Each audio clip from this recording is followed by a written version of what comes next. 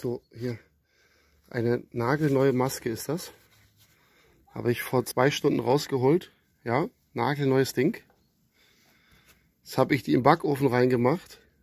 Weil ich da ein Video gesehen habe, das wollte ich nicht glauben. Bei TikTok. Backofen reingemacht. Bei 40 Grad, 40, 50 Grad ungefähr musste machen. 90 Minuten drin lassen. Jetzt guckt euch das an.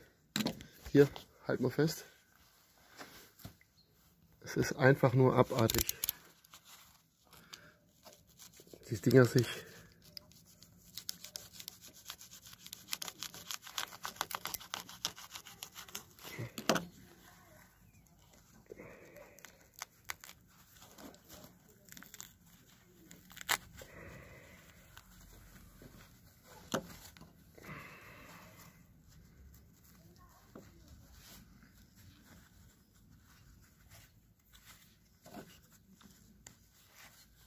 Hast du es drauf? Ja.